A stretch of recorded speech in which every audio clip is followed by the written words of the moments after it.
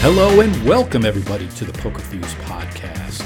It is October 17th, 2019. This is episode number 30. I'm your host, Mike Gentili, along with my co-host, Nick Jones. This week on the podcast, there have been new updates to the PokerStars client, including Stealth Mode, Spin and Go Flash, and Swap Hold'em. We'll get you up to speed on those and more.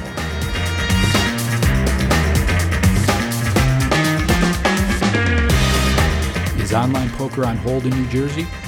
We'll discuss why we think so and update you on the latest on PokerStars' launch in Pennsylvania.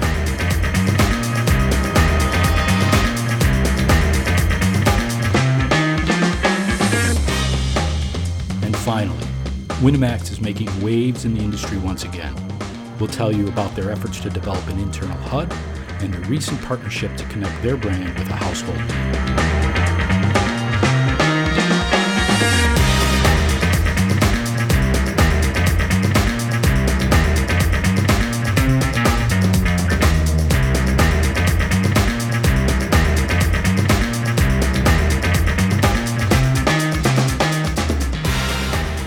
PokerStars Stealth Mode. There was an exclusive on Pokerfuse a few weeks ago. A new feature that we expect them to roll out in the coming weeks will be some kind of anonymous table, something that their competitors have offered for a long time. And it sounds like PokerStars is also going to be following through and allowing players in some way to kind of hide their identity at the tables. Yeah, that sounds interesting. All right, I've got a ton of questions, Nick. Maybe you can help me answer some of them. First, you said it's coming. Has this been rolled out in testing anywhere, or is this coming as in will be tested soon? Yeah, so we don't know, other than it hasn't gone live anywhere, hasn't gone live in Play Money or any of the sites. We saw hints of something called Stealth. We reached out to PokerStars and they did confirm that they are working on anonymous tables, and they said it will be coming in the coming weeks or months. So that's all we know so far. But we can tell from the images that there's going to be tables in the lobby are going to be identified as anonymous or not, or stealth or not. There's going to be a big button to filter to stealth only tables, and then from that we don't know, but obviously one can presume that at the tables you won't be able to see players' identities at all and you'll play entirely hidden. But that's everything that we know so far. Okay, so it seems a bit odd coming from PokerStars. They've been traditionally on the opposite side of the anonymous table debate, I guess. They've always put out their philosophy as being, part of the game is knowing your opponent. And so this seems a bit of a departure from their traditional philosophy, I guess. Has there been any indication leading up to this that this might be something that they're going to go down, or do we have any indication of why they're implementing anonymous tables at this time? So it's certainly a trend that we're really seeing in the industry, but that's about it. As you say, PokerStars has always been kind of a defender of the idea that once you pick your name, that's your name for life. They even still have an FAQ up on their website that says, you can't change your screen name. These are the reasons why. It's like in live poker, over time you can get reads on people. So in some respects, it's a surprise that PokerStars is going to be going this route, or at least trying it out. But the reality is that, almost all their primary competitors have it to some extent. So it might just be a case of feeling like you have to offer it because there is some demographic, some group of people who want to have this option. There's still 888 still doesn't have any kind of anonymity at all. But other than them, I think pretty much all the major European companies either allow you to change your screen name on a regular basis and or has optional anonymous tables, or actually mandatory anonymous tables. So Run It Once, we talked about a lot on this podcast, they have basically mandatory anonymous tables, and every time you sit down you get an entirely new screen name. So and presumably it'll be interesting to see what PokerStars does regarding HUDs, whether they will allow them, but obviously the HUD would only be kind of session level, so you would have no history based on that player. Or whether they will try and ban HUDs entirely and have a HUD-free experience. So we're not sure whether one of the motivations here is a HUD-free experience. We've certainly seen PokerStars move away from allowing third-party tools. So auto-seating scripts was something that they banned earlier on this year. So this could be a move towards kind of at least having an environment where HUDs either aren't supported or at least won't have historic data on you. Yeah, so that would be like an optional environment, right? There's no indication that they're moving towards banning all third-party tools, software tools, or anything like that, right?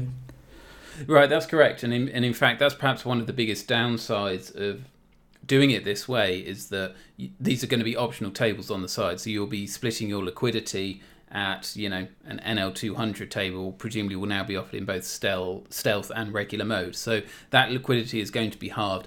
We don't know how wide PokerStars will roll this out. I wouldn't be surprised to say it starts at the micro stakes. Again, with all these things, it could just be a trial that they stop after a few weeks. That's absolutely possible. I think they explicitly said it would be a trial. But we do know that they've put a fair amount of design behind this. So this isn't just... And this is definitely something we've seen from PokerStars in the last couple of years, is that if they want to add a feature, even if it's not new to them, they will style it up and brand it in a nice way. So it's called Stealth, not Anonymous Tables. It's got a cool iconography in the lobby. Although we haven't seen it yet, I'd absolutely expect the tables to have a special Stealth theme integrated. So we'll see that. So when they do that, it makes you think like they have some expectation that this is going to be a permanent feature, but presumably they'll be looking to see how the liquidity responds. But yeah, that's definitely a downside. You will have your liquidity split across both, and already you've got zoom, non-zoom, you've got 6 max and full ring, you've got I'm not sure if PokerStars still has deep tables or not. Presumably it does at some stakes. So this is going to be just an extra variable that is going to divide their liquidity up. Yeah, well, if any operator could handle the effects of divided liquidity, it's PokerStars. I've got one last question, and I'm not sure if you'll know. And I'm trying to think myself, has there been any input from any of the regulators on the other operators that have gone through with anonymous tables? Is that something that's been frowned upon, embraced in regulated markets? Is there anything from the regulation standpoint that we should know about anonymous tables? I don't think there's any regulator that has really had an opinion on it. I mean, from their perspective, all tables are anonymous, right? Because you're not using your actual real name. So I think from most people's parlance expectation, when you say anonymous tables, people think, well, all online poker is anonymous because you sit behind a made-up name that you can have. So in fact, the term is a bit of a misnomer. I'm not sure what a better term would be for... it's anonymity on top of anonymity, really, isn't it? But so yeah, I mean, I think from the regulator's perspective, there's no requirement to have real names. There's no requirement to have names that change a lot of the time. So that's never really a factor. Yeah, because in the end, you're not anonymous to the operator, I guess, right? There's the KYC, the Know Your Customer. Those regulations are still in place, and still players are required in regulated environments to prove their identity. So, thinking about it now, I'm guessing that the regulator shouldn't have any issue.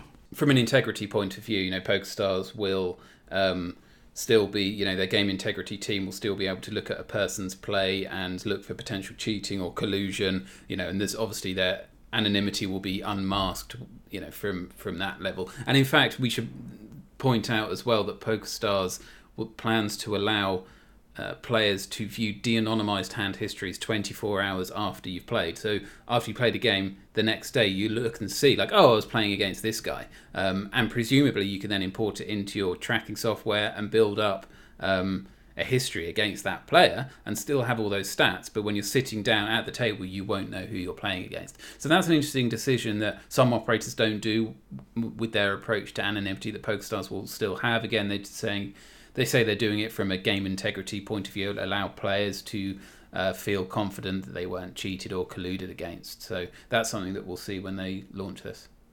Okay, all right. Well, that's one of the new features over at PokerStars. There's some new games as well. What can you tell us about that one? Yeah, so Spin and Go Flash.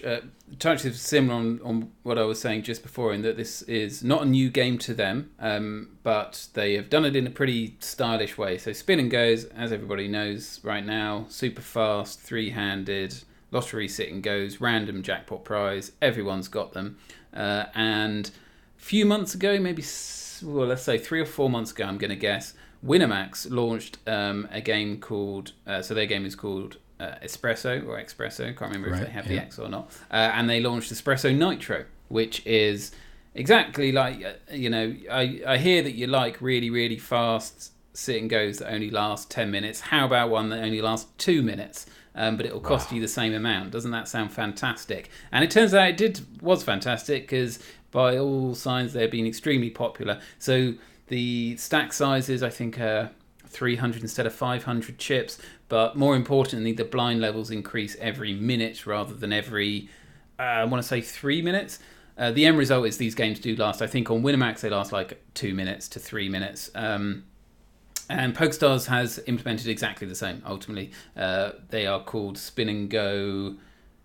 Oh, I've forgotten. Flash. Spin and Go Flash. Yes. But other than that, they are exactly the same. So they are... And they deployed in Italy first. So we reported this a few days before it went anywhere. A little exclusive up on Pokerfuse. Then they debuted on Italy a couple of days later. And I think within that same day, they'd gone global. So they are live today in the lobby. I wonder how successful. Obviously, if they've copied it, you would think that they've had some indication that it was well received over on Winamax. But it seems like we're getting closer and closer to all-in showdown. And removing skill completely. When you're talking about a 2-minute 3-handed game, I mean, how many hands can actually be played during that time? Yeah, it's that's definitely the question. I think with Spin and Go's, the rake, the amount that you're paying to play is particularly opaque, because it's ultimately defined by the pay table and how frequently the different prizes pay out. So I'm not saying that it's not shown. PokerStars absolutely says it on the website, but from a casual player who brings up their phone, have I got time to play a 10-minute game, or have I got time to play a 2-minute game? And ultimately, I think from the perspective of a serious poker player, we always talk in the language of how much you're paying in rake for the time you've got and how many hands you get to play for that money. But that's obviously only one perspective. I mean, from PokerStars' perspective, obviously, why would it have to be the number of hands you get? Why does that have to be a factor? And ultimately, from a casual player's point of view, why would they go, well, I'll pay the same for a 2-minute game to a 10-minute game. I want it to be over faster. I want it's the same chance of winning the same prize. Yeah, I wasn't thinking of cost when I was thinking about the number of hands. I was thinking more about skill. Yeah, but I mean, absolutely. But again, from a casual player's perspective, maybe, I guess they don't care. I mean, ultimately, as I say, they've been pretty successful. I actually think perhaps the most interesting aspect about this, though, and that Winamax adopted and PokerStars has copied, isn't the structure, which is the same, but it's the way that they've integrated this into the client. So when we've seen, let's say, Spin and Go, they've launched 6+ version, or they've launched an Omaha version. It's a different tab in the lobby. So you bring up the Spin and Go lobby, and then you go, the default will be the Hold'em tab. You can click on another tab, play the Omaha version. But with Nitro and Flash, it's the same lobby. So you're on that first default Spin and Go Hold'em screen, and you've got all the buy-ins, and then you can either click the Play Now button, or you can pick this sparkly new blue button, Play Flash, and that will launch a Flash game. So the friction of making that decision of which game you want to play has been practically removed. And I think that's probably why, a lot of the reason why this has been so popular is that it's front and center of your decision-making choice. And again, someone plays it and goes, oh, that only took me 2 minutes rather than 10 minutes. I'll play a few more of them. But yes, it is obviously not going to get professional players excited. It's not going to get serious players who value skill excited, but obviously it gets enough kind of casual recreational players excited that it was enough for idea to copy. And again, PokerStars has taken this idea but packaged it up really nicely. The tables are really cool. The animation effects are a lot of fun. They're really using their new game engine to make the games more kind of engaging, and lots of animations in the background and lightning bolts and all this. So, it's a cool experience that only lasts you a couple of minutes.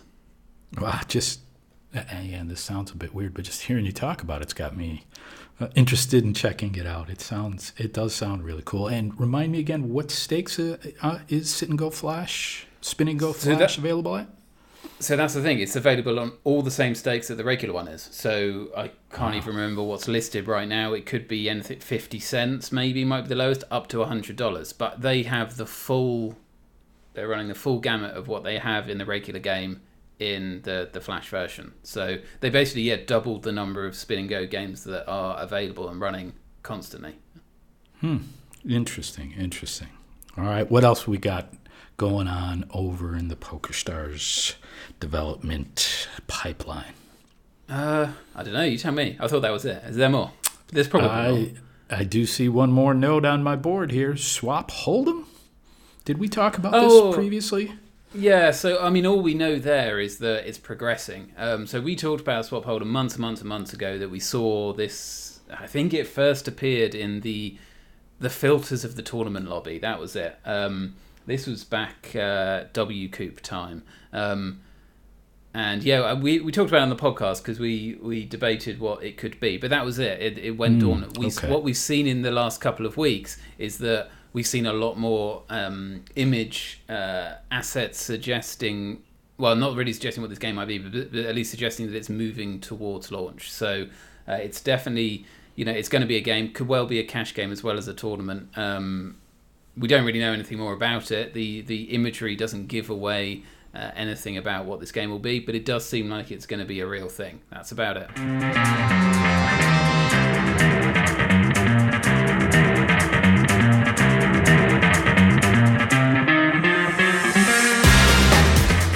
As everyone knows, PokerStars is the worldwide leader in online poker, and they are currently getting ready to launch in another market in the U.S., that would be Pennsylvania. They are currently in one market, which is New Jersey. And the question that I have posed in an article on Pokerfuse this week is online poker on hold in New Jersey? There seems to be some indication that could be the case, and I threw out my argument as to why I think it is. I'm curious, Nick, what are your thoughts? Well, what do you mean by on hold? Break that down for me. So yeah, it's something that is not being actively, I won't say promoted, but maybe vigorously promoted is the term I'm looking for. It seems like there is not a lot of attention being paid to online poker in the New Jersey market outside of the market leader, who is WSOP.com. They obviously were quite active this year, especially around the World Series of Poker. They ran some online events that all of which were offered to players in New Jersey to participate in. But beyond that, we have Party Poker and PokerStars not making the same kind of waves in New Jersey that they are in other markets around the world and in the .com market as well. I mean, we saw PokerStars is running the NJ Coupe, aren't they? I saw that as a headline on the site. They are, yeah. So that's typical for the fall season. They are running their NJ Coupe. However, we have seen that guarantees have really stagnated in that series in the recent years, whereas their counterpart, W Coupe, we've talked about on this podcast, where they keep pushing the envelope, they keep making it bigger and better every year, and pushing to new and higher amounts.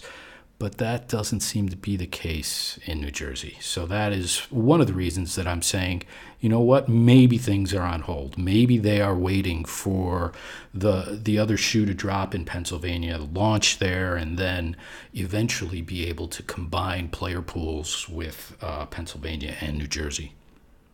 Yeah, and I guess it's just the realities of the market, right? I mean, it's been around 4+ years, New Jersey. Yeah, when 2014, end of 2013, mostly in 2014. So we're in the 5th year then, and I think when it launched, we had a lot of networks all jostling for position and investing a lot on the expectation that this would be the first of many. and the situation is ultimately exactly the same as it was 4 or 5 years ago.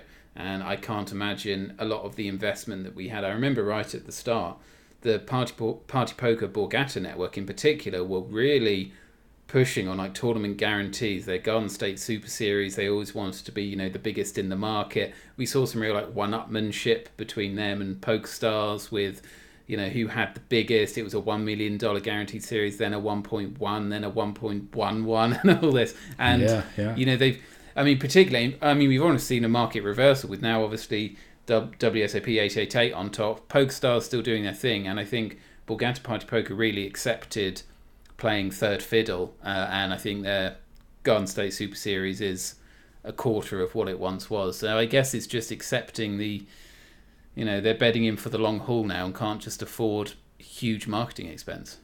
Yeah, we haven't even seen them schedule a Garden State Super Series yet this year. Typically, they run one in the spring and another in the fall. The spring one didn't run, and so far there's been no announcement in the fall. But I guess that's not too surprising. We had Tom Waters on this very podcast, talking about basically, I heard his words echo in my head when I was listening to you talk earlier about how the market is exactly the same as it was 5 years ago. So it's not surprising that things are looking like they're being scaled back. I would imagine that once Pennsylvania happens, we will see Party Poker get in there. But last we checked, they still were not advanced in their application to become authorized by the Pennsylvania Gaming Control Board.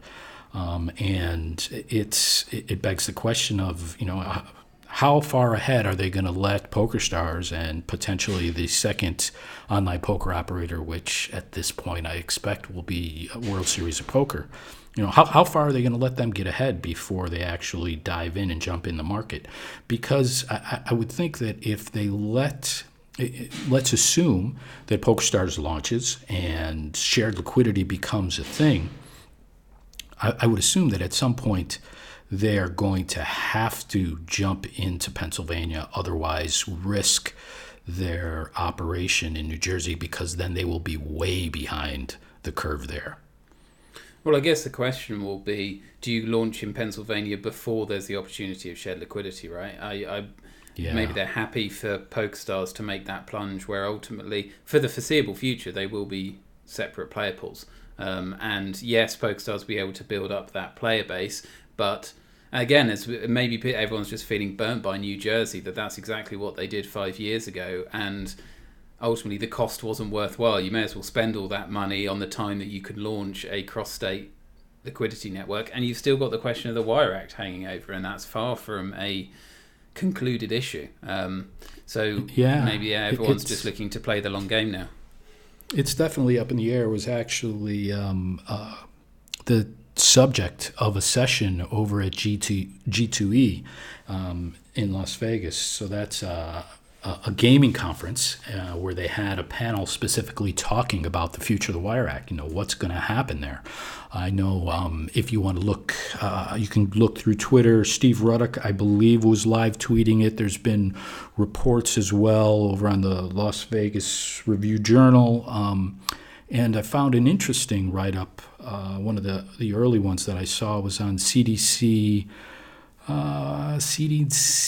Consulting, CDC Gaming, CDCGamingReports.com. Yeah, that's where it was. And, they had some good content there about what actually happened and some of the things that were said on that panel. And one thing really struck me is it seemed like the panelists were saying that if the DOJ fails again at their next juncture, which is the appeals court process here, that they may then take things to the Supreme Court, or, as expected, they may just throw their hands up and see that this is not going their way and perhaps put their efforts into other endeavors. But to me, I don't know. I think that really doesn't consider a lot of the early reporting that came out at the time that this new opinion on the Wire Act was released, and that's that the reasons that the DOJ put forward are directly correlated with the efforts of Sheldon Adelson. And if the DOJ was making this opinion based on the influence of Sheldon Adelson, then it doesn't rely on logic to say, well, they can see that the path is not clear and therefore that they're going to spend their efforts elsewhere. That you're not relying on logic at that point. You're relying on influence.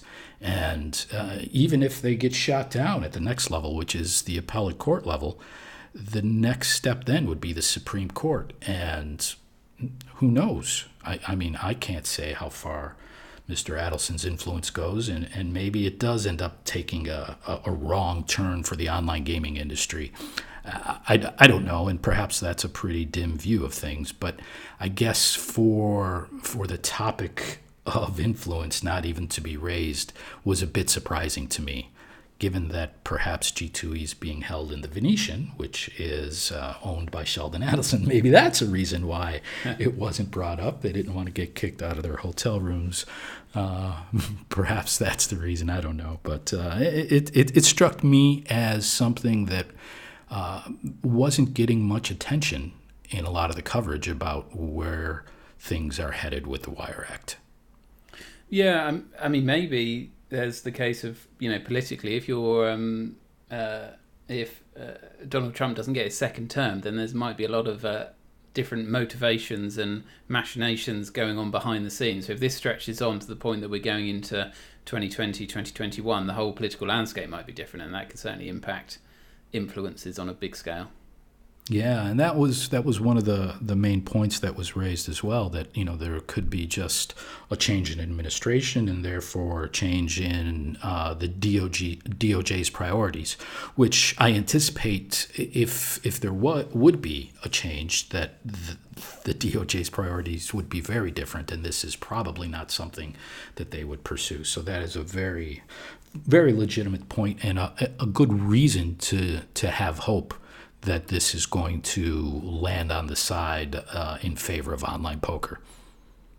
Well, let's just finish on a slightly more positive note about PokerStars' plans to launch in Pennsylvania, because although they haven't yet, we're still expecting that to happen any week now. And we've had some more exclusives up on Pokerfuse just about their planned... I think the last podcast we did 3 weeks ago, we talked about the MTT schedules, but we've since then had a few more little exclusives about their sit and go plans, their cash game plans, and like the casino and sports that they're going to have. Yeah. So the last article that we published took a look at their casino games offerings. You can see through the screenshots that we have of the lobby, the casino games will be integrated into the online poker lobby, as will their sports betting platform, FoxBet.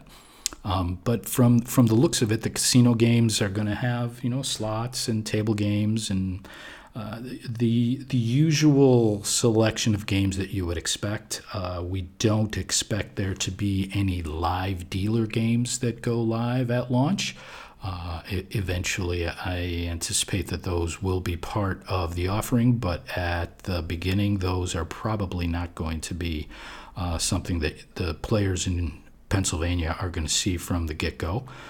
On the poker front, we've looked at, and I can't remember exactly what we've discussed here on the podcast, but we can go back and review some of it. Tournament schedule for MTTs. Definitely similar to those in New Jersey, but one of the main differences we saw is the guarantees are going to be a bit bigger and the buy-ins are actually going to be a bit smaller. So there's definitely seems to be more value to be had on the MTT schedule in Pennsylvania. Again, this is all prefaced on the fact that things can definitely change before launch happens. We're just going on what we've been able to determine from the peaks that we've gotten into the PokerStars Pennsylvania client. And we also expect there to be sit and goes at launch. There are no heads-up tables expected to be a part of the initial offering. Zoom tables are not expected to be there at launch. And all-in cash-out, which we touched on a little earlier in the episode, is also not expected to be part of the launch. We will see cash games as expected, most of which will be no-limit hold'em in the 6-max format. And we also expect that the Run It Twice feature will be available at launch in Pennsylvania. But of course, you never know. It might be 100% spin and go flash by the time it launches. It might just be just one big go flash button. So right, and flash could be down to 1 minute by then too. Who knows? 30-second spin and goes. But yeah, everything is. We believe everything is progressing toward launch. I know that I threw a prediction out there of 30 days. I'm not sure how long ago that was. I think you've got maybe a week left on that.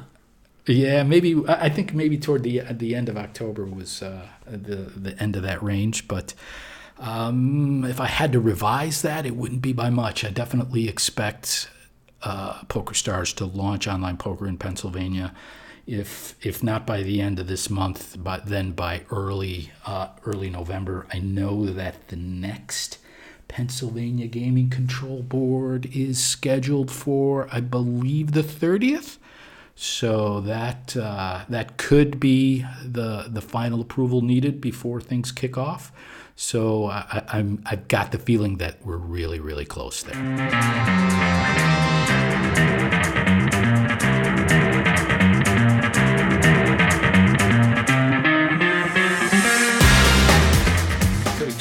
Winamax earlier in the podcast, and we wanted to just do a final segment on them because they've been doing some really cool stuff themselves. Also, we talked about them with their Expresso Nitro, which they launched a few months ago. But in fact, an article penned by you, Mike, on Poker Industry Pro this week looked into their apparent exploration at the idea of building an internal HUD into their software. Can you tell us a bit about that? So yeah, Winamax had a job posting out there for an intern. They were looking specifically to develop an internal HUD. The position was scheduled to be filled by December last year, and the project was scheduled to kick off from sometime from January to March and last for about 6 months. So it's quite possible that project could have just recently wrapped up at the end of September, or who knows, it could have been extended as well. One of the interesting things that I found there is that as part of this project, they, in addition to the internal HUD, they were also looking to develop an API so that it can interface with third-party tools. Not something that I guess we would have expected. Yeah, so that's interesting because we've definitely seen other operators kind of consider this route, and GG Network is perhaps the one that's really executed on this plan, that they have a full internal HUD called Smart HUD, and then they also have an internal tracking tool, analysis tool called, can you remember its name, Mike, off the top of your head? No, but I could scan through it. So we have Smart HUD, and the other one was Pokercraft. That's it, Pokercraft. And yeah, so they have these tools. Party Poker has got a My Game tool, which does the same thing. They don't have an internal HUD. As your article mentions, Run It Once has kind of got like a little bit of a HUD in the sense that your opponent's facial expressions will change depending on kind of how they've been playing recently. And that is based on, and you can even look up the formulas based on like their pre-flop range and 3-bet stats. But they're all done. All those 3 examples are done because HUDs aren't allowed on the site and third-party tools are not allowed to integrate on that site. And even with Party Poker, that has banned HUDs. They've recently re-added hand histories, but they did their My Game specifically because it's like, with this, you won't need tracking tools. And GG Network is absolutely no third-party tools. So it was interesting that Winamax explored the idea that, yes, we want an internal HUD, but also we're going to make it easier for third-party tools to interface with that, to connect with that. And rather than, we have this 20-year-old system of text hand histories and software developers having to read these human readable hand histories and import them into databases and support all these different file formats. this would be, you know, a kind of sanctioned official way of connecting and downloading this information. So that's a very interesting path to develop. And of course we should stress that, again, this is literally just probably a proof of concept that they are exploring, and perhaps, you know, they would do neither of those things. Maybe they'd just go HUD and ban third-party tools. Maybe they would just have the API. So, you know, we don't want to leap to the conclusions that 100% this is what they were doing. It seems like just an internship concept to explore. But just from the idea of an operator exploring that, I think is fascinating, and not something that we've seen anyone else kind of do. Yeah, Nick, you've got a development background. Let me ask you, this API, if they were to develop this, is this something that they could technically then not provide hand histories and lock down the API in order to control which third-party tools had access? I mean, I would assume they would do this with that in mind. Whether they would, yeah, I mean, they could absolutely stop other tools from accessing it, because you could have some kind of key system whereby only authorized applications would have access. I mean, an API is much more common when you're talking about accessing online systems, online servers, that kind of thing. So I'm not quite sure from an entirely on your desktop situation how this would work. Like, if you don't have the Winamax tool running, how would you interface with an API? So it's not entirely clear for me. And again, maybe the intern would be exploring exactly that question. But yes, presumably the idea of exploring this is so that you would have better control over what information and which applications would be able to interface with the client. So yes, in theory, they could build all this and then say, yeah, we're not going to allow anyone that has a HUD to use this. It will only be for post-game analysis, for example. So yeah, that's absolutely possible. Yeah, and apologize to the listeners out there, because typically we would reach out to an operator to try and get them to comment or ask more questions so that we can bring you more information. But Winamax is notorious for not speaking to the media. And so that's one of the areas of this story that we cannot bring you, because their policy is not to talk to us. So if we could get some more information from the operator, we definitely would. But in this case, that just did not happen. Yeah, they're normally extremely polite with their no comment, which we have a huge backlog of exactly no comment answers. But yeah, unfortunately, they as a private company have absolutely no obligations to speak to us or anybody, and they seem to do absolutely fine with that policy, and fair play to them. So we'll ascertain anything we can from their client and from their internal job postings and other such things. But so one other thing that they've done in the last couple of weeks, which won't have got a lot of attention, understandably, because unless you're in France or Spain or a few other countries, you can't play on Winamax.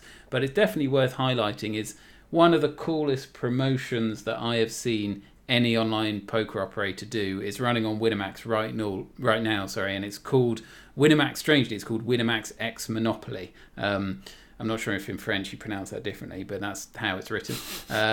And as the name would suggest, they have, I presume, licensed the Monopoly brand with Hasbro to integrate this promotion into the Expresso tables. So I have not read the article on this, but I'm going to take a guess that this is some form of card collection game.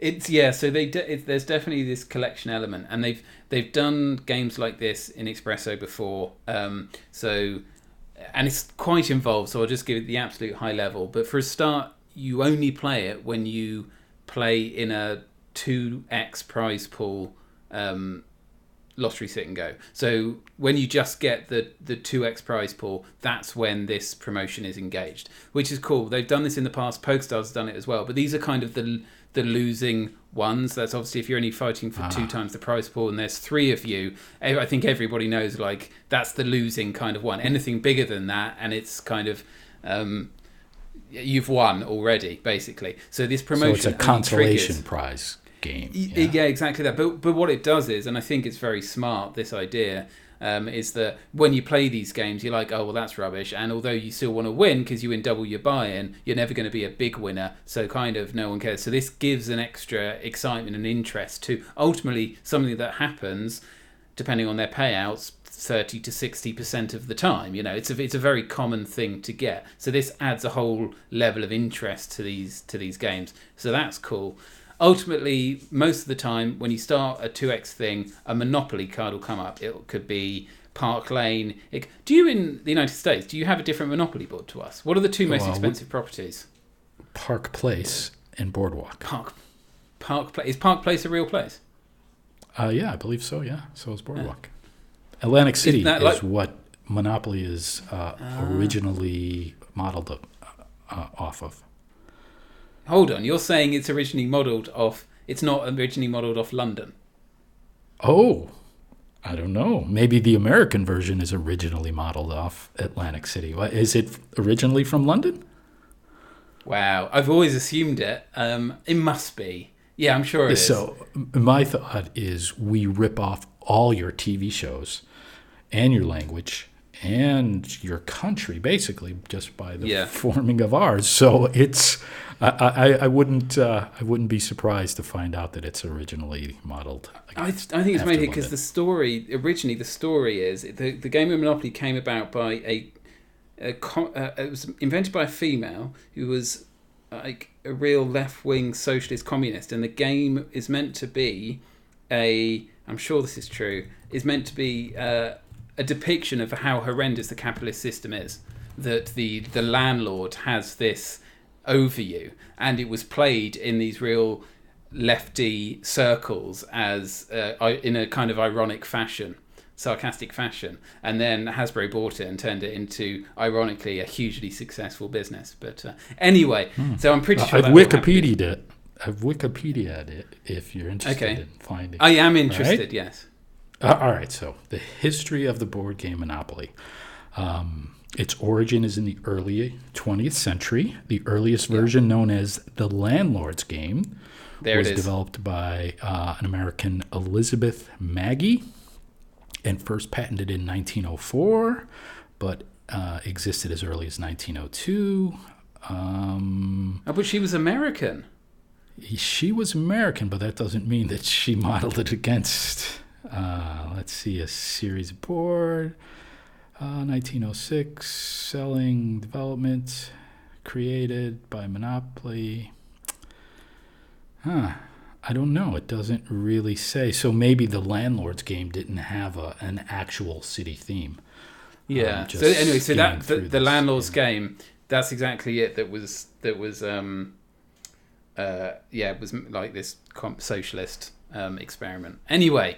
So, in the Winamax version, you compete over the different cards, and there's the stations, and there's the utilities, and you collect them, and once you've got a set, then you win a prize. So that's fairly simple, but they've got loads of cool things. So sometimes you'll fight over a chance card, and then they've got all these different chance cards, and they've got the go to jail, and when you're in jail you can't win a ticket until you've played 3 2x Expressos, unless you've got a get out of jail free card, and then they have all these different, it's a really involved promotion, and if you look on their website or look in our article about it and see some of the imagery they've fully integrated into the Monopoly brand. They have this big tracker where you can see all the cards that you got in your collection. A lot of work has gone into building this, and obviously licensing this brand. And it's fantastic to see. I can't think of any other operator that goes to this lengths to create what is going to be temporary. I think it's over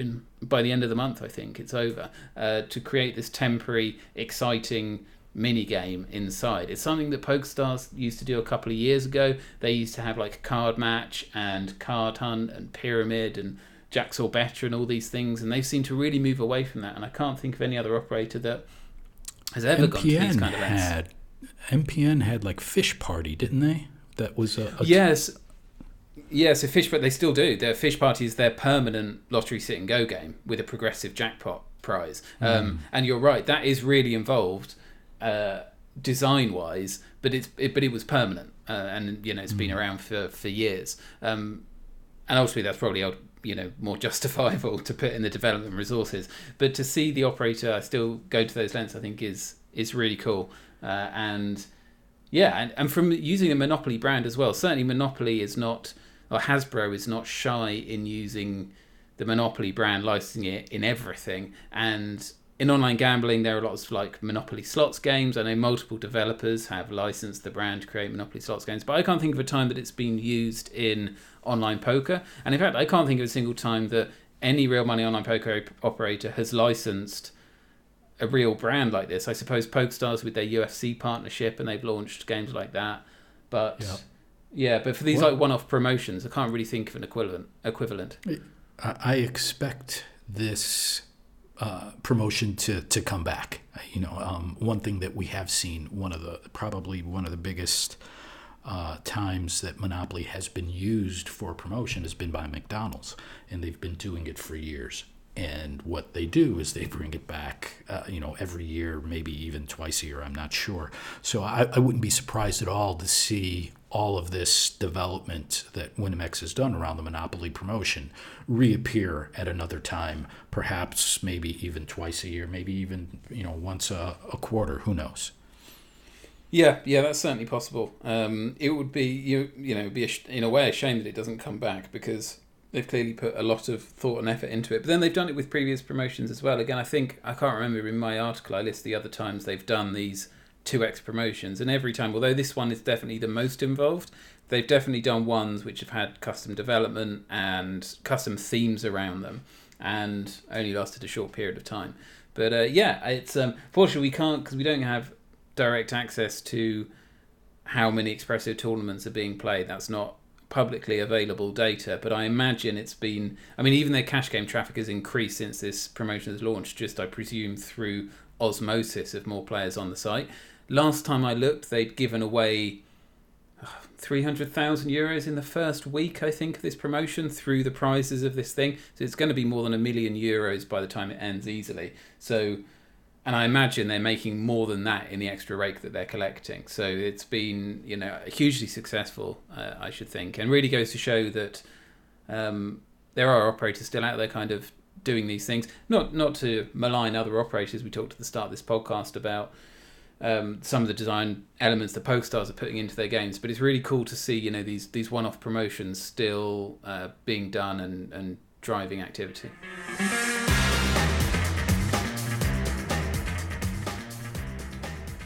Well, that wraps up this episode of the Pokerfuse podcast. As a reminder, please give us a like and a subscribe wherever you get your podcasts. And you can also follow us and interact with us on Twitter. Nick is at PokerProJones. I'm at SpookyBugs. Thanks, everyone, for tuning in.